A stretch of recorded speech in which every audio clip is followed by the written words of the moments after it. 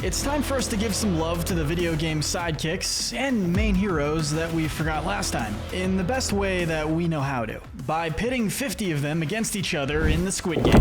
Welcome to the Squid Game. We're excited for everyone to play. Today's roster of contestants is as follows: Luigi, Princess Zelda, Diddy Kong, the Baby from Metroid, Bandana Waddle Dee, Red from Pokemon, Poochie, Falco, Captain Falcon, Captain Quark, Trevor from GTA 5, a little loose on the hero parameter, but we were too afraid to tell him to leave, Bubsy the Bobcat, Doom Guy, Wheatley, Banjo, Kazooie, Papyrus, Conker, Lee Everett, Jimmy Hopkins, Raz, Duke Nukem, Tori, Buck Bumble, Glowbox, Susie, Chris, Sonny, Leon Kennedy, Ada Wong, Joel, Chloe Price, Chun-Li, Kai Kiski, Soul Bad Guy, Phoenix Wright, Agent 47, Gustavo, Brick, Amy Rose, Vector the Crocodile, Shadow the Hedgehog, Terry Bogard, Shield Knight, Parappa the Rapper, Gino, Maxwell, Jin the Goose, and Zote the Mighty. The following are the ground rules in this Squid Game. Number 1, no outside allies or sidekicks. 2, no outside weapons, with the sole exception of any equipment needed to survive.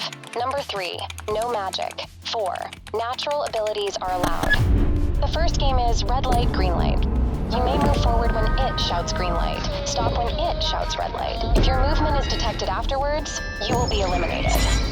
Speed, composure, and general athletic ability will be your best friends in this round. So with that, let's get to the characters who passed with flying colors. Just about all of these guys have faced threats much bigger than themselves, like Luigi and Bandana Waddle Dee. These two may be a bit more timid than their series' main icons, but they consistently manage to help the protagonist save the day from everything from tyrannical turtles to literal gods of negative energy. And of course, not every character gets to save the day in a cutesy, colorful setting. Doom Guy, Joel, Lee Everett, and our Resident Evil reps, Leon and Ada, are all used to much grittier settings, which gives them an upper hand in terms of composure and generally being prepared for disaster. Despite his standoffish personality and ironic last name, Soul Bad Guy would do well here too, since he's both immensely strong and a lot smarter than he seems to be at first. And let's not forget the speed demons. Of course, the Sonic heroes are in a good position here. Amy, Shadow, and Vector wouldn't have any trouble finishing this round quickly. Neither would other speed-based platformer heroes like Gustavo and Brick, Peppino's more level-headed buddies from Pizza Tower, or Tori. You know, Tori, that one little bird with sunglasses from the 99-cent platformer on the Switch. Alright, look, they can't all be super iconic, okay? Jin Sakai from Ghost of Tsushima also passes with flying color, as he's a highly skilled samurai whose father trained him to the point of becoming a perfect warrior after the death of his mother. Since fighting is almost all this unfortunate man knows, we're inclined to believe he'd do well in this round. But not everybody is so prepared. Some, like the baby Metroid, aren't really prepared at all. Player eliminated. On the sole basis that he's, you know, a baby. He's also a jiggly floating alien thing, meaning that he would be caught by those motion sensors pretty quickly. In hindsight, maybe he wasn't a great fit for this competition, but please don't tell Samus. And speaking of poor fits for the competition, Wheatley is also down for the count. Player eliminated. Since he's not just an AI, but he's a pretty dim-witted one. He was at his most competent when he was corrupted by Gladys. And even then, again, he's an AI. They aren't really well known for running track. But now let's get to the more reasonable competitors. Not every dim-witted character is doomed in this challenge per se, but Captain Quark is simply too egotistical and stupid to get through this challenge. Player eliminated. Whether he's in a villainous or a heroic role, both of which happen plenty, Quark tends to execute plans way before fully thinking them through. On top of that, he's also definitely the kind of guy who'd be more focused on fixing his hair, or antenna, for the cameras than on getting to the finish line. You could also just see him straight up not listening to the instructions, leading to a tragedy of truly Quarktastic proportions. Imagine an entire galaxy with no more me. On a similar note, Bubsy was a bit more concerned with coming up with clever wisecracks than getting to the finish line. Weirdly enough, he was actually doing pretty well, but the soldiers got so tired of him that they just sabotaged him anyway.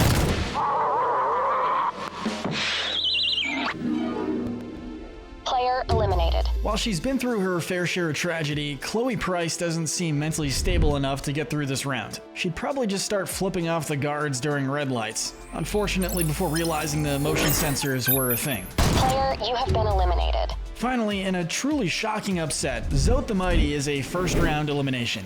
And I know what all the Hollow Knight fans are thinking. Zote is by far the most powerful, dashing, invincible character in video game history. So how does he lose round 1? Well, that's simple. Zote found the challenges to be utterly shallow and pedantic, unfitting for a knight of his insurmountable status. As a result, after going up to each of the soldiers and personally insulting them, he's a bug so they didn't notice him, he left for greener, deadlier pastures. Player, you have been eliminated. 44 out of 50 players remain. Let's move on to the next game, Honeycomb. Players must cut out the shape from their cookies. Those who break their cookie or run out of time will be eliminated. Patience, steady hands, dexterity, and calmness under pressure will come in handy here, as will general creativity. Now let's start with the most obvious winners, weapons experts. Characters who are used to working with weapons that require precise aim and technique are in a good position in this round. Bandana Waddle Dee and Ada Wong are two of the first that come to mind, having mastered the art of spear and knife combat respectively. In terms of close-handed knife combat, Lee and Joel also stand out as apocalypse survivors. Hell, we even think Trevor is in a great position to win this round, since he has disturbingly good torture skills. And what about some less predictable victors this round? Jimmy Hopkins isn't your average bully. He's able to skillfully make weapons out of everyday objects, for better or for worse. On a similar note, Papyrus survives this round because despite how airheaded he is, he specializes in puzzles and creativity, able to put together some seriously elaborate contraptions for trying to capture the human. Even he's surprised by that sometimes, so this challenge seems right up his alley. Sonny and Chris may be just kids, but they also have experience with close-hand combat and stay composed despite serious emotional turmoil. Then there's Buck Bumble, who, yes, he is just a bee, but he's a bee with cybernetic enhancements and heightened senses and intellect. We think he could manage in this round, much like a slightly more anthropomorphic animal, Diddy Kong. Diddy Kong can operate a gun and a jetpack. Something tells me he's an exception to the whole no opposable thumbs thing. Meanwhile, we'd be remiss if we didn't mention characters with plain old drawing skills. Maxwell usually relies on a magical notebook, but even without access to it, his creativity and constant state of writing stuff down would make this challenge second nature for him. Even Duke Nukem, despite preferring to blow stuff up, apparently has drawing skills, according to his hero's wiki page. I don't know if that means art, or drawing a weapon, or doodling hot chicks, but either way, we feel like Duke Nukem is just too cool to not make it past this round at minimum. Now, we hate to see it happen, but Poochie is out. Player eliminated. Poochie is to Yoshi what Yoshi is to Mario, a loyal steed who won't hesitate to help Yoshi in any way possible. Poochie's a skilled treasure hunter and completely invincible to any damage, but he's still a weird dog platypus thing, and as such doesn't have the fingers required to precisely carve a fragile sugar cookie. On the bright side, thanks to the whole invincible thing, Poochie won't be hurt as a result of his loss. He'll just jump out of the screen and go find some invisible treasure. On a side note, I really don't think the Mario fandom talks enough about how absurdly powerful Poochie is, but I digress. Next to go is the Goose. Player eliminated. Since loose, uncontrollable physics are this game's bread and butter, victory was never an option for this poor little guy. Knowing him, he'd probably be more focused on trying to sabotage the other players, or maybe even shanking some of the soldiers. The worst part is that he actually succeeded, which the remaining soldiers are still figuring out how to tell their supervisor. And two more unlucky players to lose in this round, Glowbox and Susie. Players eliminated. Whereas Glowbox is relatively calm and kinda dim-witted, Susie is short-tempered and also kinda dim-witted. They both seem like the type to either instantly eat their cookie without thinking, or to break it within the first several seconds of the challenge, either by ignorance or sheer overconfidence. 40 players remain. It's time for our next game, SixLegged Pentathlon. The rules are as follows. Players will split up into groups of 5, tie their legs together, and move in tandem around a track. Every 10 meters, one player will play a mini-game until it is completed, with each member playing once. The goal is to complete all games in the allotted time, repeating each one until it is complete. So here are the mini-games. Daki, throw a paper tile at the ground to flip over another paper tile. Flying Stone, throw a small stone at another small stone and knock it down. Gongi, a traditional game of Korean jacks. Spinning Top, and Jeggy, kick a Jeggy in the air 5 times in a row, kinda like a hacky sack. Balance, composure, and most importantly, general gaming prowess are the most important characteristics for this game. And also teamwork. get a bad team, and you're in trouble. This is the point where alliances and teams start to be formed. Given her wisdom and leadership skills, it's no surprise that Princess Zelda is an easy winner in this round. She'd be able to come up with a strategy to get her teammates through this challenge as quickly and efficiently as possible. Bandana Waddle Dee is used to working for kind-hearted royalty, and Luigi, he just doesn't want to die. These two would definitely be eager to team up with the princess. Another good team leader is Captain Falcon, who we feel like Falco would get along with due to his own big ego. Of course, if you want to look really cool, you'd want to team up with Duke Nukem, who would obviously go with the best-looking women in the competition, Ada Wong and Chun-Li. And of course, these two would probably be the ones pulling the strings, but having the buff guy on your team to fall back on is also a good thing. One of the most surprisingly good players in this round is Parappa. He's been shown to have all sorts of practical skills, from skating to cooking to, of course, rapping. He's charismatic enough to land himself a decent team, and skillful enough to get them through the challenge. But sadly, not every team is destined for victory in this round. Papyrus is surprisingly strong, but he's also the type of guy who would gladly team up with the outcasts, who couldn't find a team otherwise. Those outcasts would more than likely be the kids, who are generally either weaker or more underestimated than the others in the running. Player, you have been eliminated. While some like Maxwell and Jimmy could survive by teaming up with a sorta altruistic grown-up like Joel, the more standoffish Raz, Sonny, and Chris would probably only secure a team with a nice guy like Papyrus. They all put up a good fight, and with Papyrus's charisma, they'd at least get pretty far, but their fifth teammate was Buck Bumble, who, to reiterate, is a B. Players eliminated. 35 players remain. Our next game is Mingle. Here are the rules. Players will stand on a rotating platform in the center of a large circular room. At any given moment, a number will be called out, at which point players have 30 seconds to get into groups of said number and secure a room for themselves. Any player who does not find a room with the correct number of players will be eliminated. To survive this round, you'll need to not only be fast, strong, and composed enough to secure a room for yourself, you'll need to be ruthless enough to actually do it. Now, we normally don't start a round with an elimination, but I feel like it practically goes without saying that Luigi is a goner. Player, you have been eliminated. He's both too nice to shove anyone out of the way and too panicky to stay calm enough to secure a room on his own. While Bandana Waddle Dee is similar and would try and look out for Luigi, we feel like Zelda would probably prioritize saving at least one of them, leading to an unfortunate loss for Luigi. Tori is pretty friendly and forgiving, but she also doesn't seem like the type to die so complete strangers can live another day, and we feel her speed might just outdo some of the other speed demons in the round. In particular, while Shadow, Amy, and Vector are all capable of winning in this round, Vector seems like the type who could easily be distracted or tripped up by the little bird, resulting in a premature elimination. Player eliminated. Similarly, this is probably where Falco's ego would make his luck run out. Player eliminated. And unfortunately, Parappa the Rapper has sung his swan song. Swan rap. Look, he's dead. The dude is paper thin, and he'd be getting tossed around like a rag doll in all the chaos. Player, you have been eliminated. On a similar note, Duke Nukem is also out. Remember his shaky alliance with Ada and Chun-Li? Let's consider that infamous 2-round. Which one of these lucky ladies gets the room with the great Duke Nukem? Come on. Well, the answer to that is neither of them. Player, you have been eliminated. They'll be giving him the boot and securing the room for themselves. So Duke Nukem is officially all out of bubblegum and luck. But not every alliance is shaky. Once Gustavo and Brick bonded, they became basically inseparable. They even got their own title card, and with speed and power on par with Pepinos, you already know these two could survive the round easily, saving others and casting them aside as needed. Banjo and Kazooie are similarly inseparable. So they're also pretty easy winners. But now we get to the infamous selfless sacrifices. After the terror that they've been through, Lee and Joel are used to risking their necks for both their own sake and that of others. Neither of them seem like the type to willingly let kids die for the sake of saving their own skin. So we think they'd let themselves be eliminated before allowing the more innocent players to be eliminated. Players eliminated.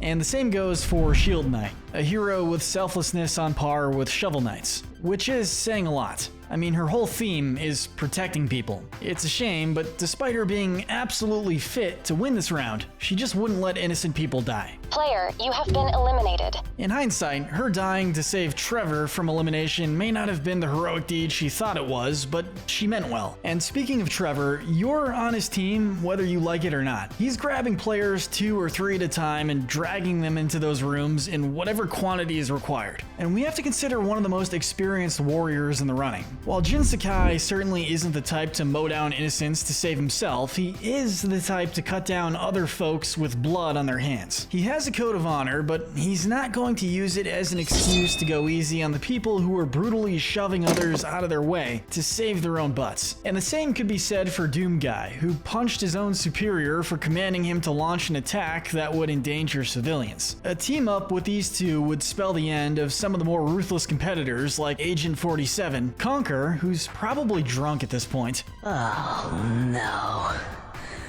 Of all the people in the world that I don't like, I'm in a room full of them. And even the aforementioned Trevor. Players eliminated. Now, we've just about reached the halfway point, which means it's time to recap the surviving contestants. Princess Zelda, Diddy Kong, Bandana Waddle Dee, Red, Captain Falcon, Doom Guy, Banjo-Kazooie, Jimmy Hopkins, Tori, Leon Kennedy, Ada Wong, Chun-Li, Kai Kisuke, Soul Bad Guy, Phoenix Wright, Gustavo, Brick, Amy Rose, Shadow the Hedgehog, Terry Bogard, Gino, Maxwell, and Jin Sakai. 24 players remain. Congratulations to everyone who made it this far. Now it's time for everyone to get some rest. Lights out. They will not, in fact, be getting some rest. In this season, players are able to vote on whether or not they want to continue the games after each round, wearing a patch that confirms which side each of them is on. Tensions are high, alliances are straining, and people are this close to stabbing. So it's time for a good old-fashioned brawl. Since this is an unofficial bonus round, anything goes. So some of you guys might want to hide. Princess Zelda is not only usually peaceful, but she's wise enough to know when to avoid a fight. We think that she'd not only hide, but do so while protecting some of the smaller contestants, like Tori, Bandana Waddle Dee, and Maxwell.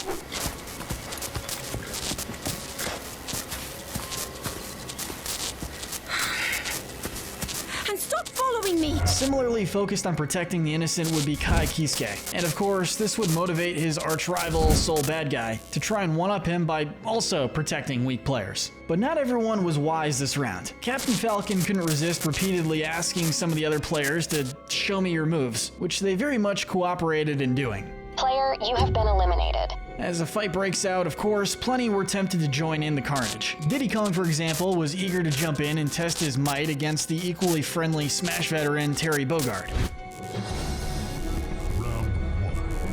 Their battle was legendary, but both were dispatched in the carnage. Players eliminated. Not by each other, though. Brick, who was accidentally caught up in the chaos, got knocked out by Terry by complete accident. Player, you have been eliminated. After he was taken down, Gustavo's rage was so indescribable that even the Squid Game team refused to show it on air. But it ultimately led to the avenging of his best rodent friend and the valiant death of Gustavo himself. Player eliminated. Good morning, players. 19 players remain. It's time for the next game, Marbles. You will play the game of your choice with your partner. The player to take all 10 marbles wins. The loser will be eliminated. Now, to win at marbles, you'll need general gaming prowess, skills of deception, or some combination of both. With that said, let's take a look at which characters teamed up with who. First and foremost, nobody trusted Tori enough to team up with her, which ironically means she gets a pass for this round. But as for those who are actually playing in this round, we first have Princess Zelda versus Bandana Waddle Dee. I think this one is pretty obvious. Zelda is both pure-hearted and known for constantly being reincarnated, so she'd definitely be willing to die to give Bandana D a chance to get back to Dreamland. Player eliminated. Next, we have probably the two youngest competitors left, Red versus Maxwell. Both are used to coming up with creative solutions to problems using supernatural means, but we think Maxwell's boundless imagination gives him the upper hand, even if Red's silent, stoic nature brought him pretty darn far. Player, you have been eliminated. Doom Guy vs Jin Sakai is a more high-stakes match between two heroes from very different timelines. Both of them would probably prefer to play a fair game, and one that requires skill rather than sheer luck. Given Jin's precision, we're sorta inclined to root for him here. He's extremely fast and precise with his hands, not to mention his intense samurai training. That said, Doomguy does have experience with significantly bigger threats, so he may actually be the more level-headed one here.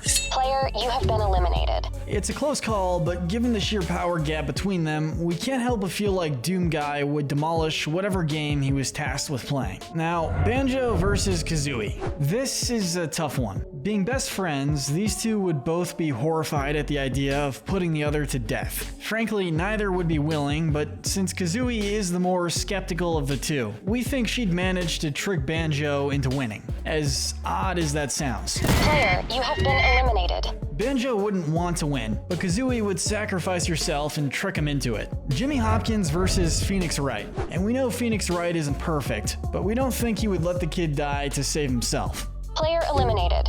Then there's Leon Kennedy versus Ada Wong. Basically the two best Resident Evil heroes pitted against each other. Unfortunately for Leon, Ada has been known to use his feelings for her as a means to get what she wants, or in this case, to save her life.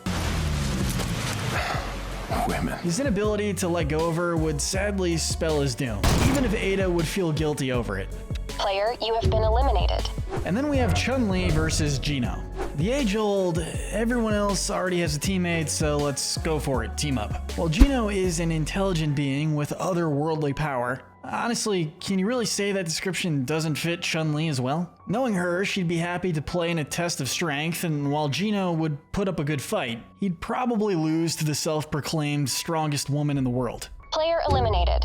Kai Kisuke versus Soul Bad Guy was a battle that was inevitable, and these two decided on an unconventional game. They would do battle, with the winner taking one of the loser's marbles. This would go on for quite a while, but while Kai would put up a good fight, Soul's downright unnatural strength would secure him the W here. Player, you have been eliminated.